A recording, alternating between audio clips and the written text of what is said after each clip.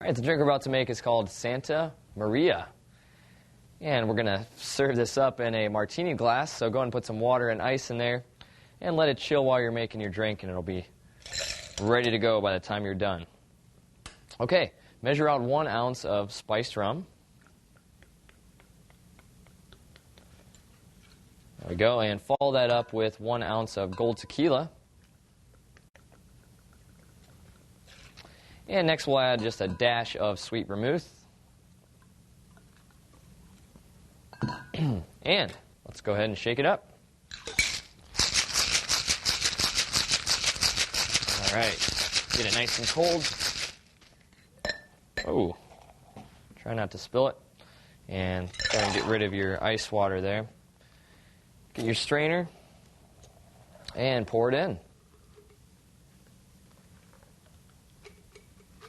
And the last thing we'll do is just give it an orange slice. There we go, bottoms up.